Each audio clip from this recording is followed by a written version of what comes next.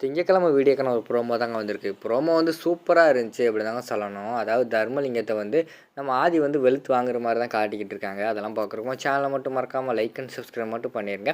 First எடுத்தவொடனே வந்து நம்ம தர்மலிங்கம் வந்து கோயிலுக்கு வரமாட்டேன், நீங்கள் மட்டும் போங்க ஆதி, நான் வந்து என்னோடய காரில் வரேன், நீங்கள் முன்னாடி போங்க நான் பின்னாடி வரேன் அப்படிங்கிற மாதிரி சொல்லிக்கிட்டு இருக்காரு. சார், உங்களை வந்து என் காரில் வர்றீங்களான்னு கேட்கல, என் காரில் வாங்கன்னு சொன்னேன், ஒழுங்காக வண்டியில் ஏறுறீங்களா இல்லையா அப்படிங்கிற மாதிரி வந்து அந்த இடத்துல வந்து ஆதி வந்து மிரட்டுற மாதிரி தான் காட்டிக்கிட்டு இருக்காங்க. ஆதி மிரட்டினோடனே தர்மலிங்கம் வந்து பயந்து போயிடுறாரு. என்ன ஆதி மிரட்டிக்கிட்டு இருக்க, கூப்பிட்டா வரமாட்டேனா அப்படின்னு சொல்லிட்டு விறுவிறுன்னு போய் அவர் பார்த்துட்டு காரில் வந்து ஏறி உட்காந்துருக்கிற மாதிரி தான் காட்டிக்கிட்டு இருக்காங்க.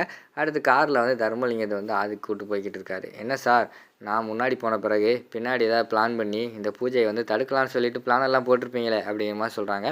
என்ன ஆதி, நான் எப்போயுமே இப்படி தான் பண்ணிக்கிட்டு இருப்பேன் நினச்சிக்கிட்டு இருக்கியா, அப்படிலாம் கிடையாது, நல்லா திருந்திட்டேன்ப்பா அப்படிங்கிற மாதிரி சொல்லிக்கிட்டு இருக்காங்க. யார் நீங்களா, நம்பிட்டேன். ஆனால் உங்களை மாதிரி ஒரு மனுஷனை என் வாழ்க்கையில் பார்த்ததே இல்லை சார். அது எப்படி சார், பெத்த பொண்ணோட வாழ்க்கையை வந்து கெடுக்கணுன்ட்டு இப்படி இருக்கீங்க அப்படிங்கிற மாதிரி சொல்கிறாங்க. உங்களை பற்றின உண்மை தெரிஞ்ச ஒரே ஆள் நான் தான். அழகர்கிட்ட மட்டும் சொன்னேன்னு வச்சுக்கோங்களேன், இந்நேரம் வந்து நீங்கள் உயிரோடே இருக்க மாட்டீங்க. அதனால தான் அவங்ககிட்ட வந்து உங்களை பற்றி உண்மையை வந்து சொல்லாமல் இருக்கேன் அப்படிங்கிற மாதிரி சொல்லிகிட்டு இருக்காங்க.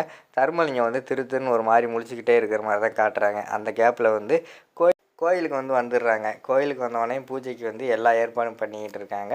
அதாவது இன்றைக்கி தானே கடைசி நாள், 8வது நாள் வந்து தீர்த்த பூஜையை வந்து பாரதி வந்து பண்ணுற மாதிரி தான் காட்டிக்கிட்டு இருக்காங்க. ஆனால் பாரதிக்கு வந்து மைண்டே சரியில்லாமல் இருக்குது. ஏன்னா சாரதா வந்து இன்றைக்கி வருவாங்கன்னு நினச்சிக்கிட்டு இருந்தாங்க. ஆனால் பூஜையே முடிய போகுது, இன்னும் வரலையே அப்படின்னு சொல்லிட்டு அவங்க வந்து ரொம்ப ஃபீல் பண்ணி ஒரு இடத்துல நின்று அழுதுகிட்டு இருக்கிற மாதிரி தான் காட்டுறாங்க. அந்த இடத்துக்கு வந்து ஆண்டாள் வந்து வராங்க. ஆண்டாள் வந்து பாரதியை பார்த்துடுறாங்க. பக்கத்தில் தமிழ் இருக்காங்க.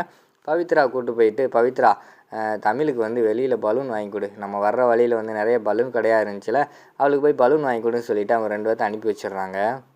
அவங்க வெளியே போன பிறகு ஆண்டாள் வந்து சொல்லிக்கிட்டு இருக்காங்க, ஏய் எதுக்குடி இப்போ வந்து ஃபீல் பண்ணி அழுதுகிட்டு இருக்க, வாழ்க்கையில் வந்து எல்லாருக்குமே வந்து கஷ்டம் வரத்தான் செய்யும், கஷ்டம் இல்லாத வாழ்க்கை எங்கே தான் இருக்குது, நம்ம வாழ்க்கையிலையும் கஷ்டம் வந்துடுச்சு, அது வந்து நம்ம எப்படி கையாளணும்னு சொல்லி தான் பார்க்கணுமே தவிர அதை விட்டுக்கிட்டு இப்படி ஓரமாக நின்று அழுதுகிட்டா இருப்ப, கண்டிப்பாக வந்துடுவாங்கடி, ஃபீல் பண்ணாத, நிறைய பொண்ணுங்க வந்து அவங்களுக்கு வந்து நமக்கு பிடிச்ச வாழ்க்கை வந்து கிடைக்கல அப்படின்னு சொல்லிட்டு ரொம்ப ஃபீல் பண்ணிக்கிட்டு இருக்காங்க. ஆனால் நம்மளோட வாழ்க்கையை பார்த்தியா, நம்ம எதிர்பார்த்ததை விட ரொம்ப பிடிச்ச வாழ்க்கை தான் நமக்கு அமைஞ்சிருக்கு, அதை சந்தோஷமாக ஏற்றுக்கிட்டு வாழ பழகிக்கோ, அதை விட்டுவிட்டு நடந்ததே நினச்சி ஃபீல் பண்ணிக்கிட்டு இருக்காத, நீ இந்த பூஜையை மட்டும் நல்லபடியாக பண்ணி முடி, உனக்கு வந்து உங்கள் அத்தை கண்டிப்பாக வருவாங்கடி, ஏன் ஃபீல் பண்ணிக்கிட்டு இருக்க அப்படிங்கிற மாதிரி சொல்கிறாங்க.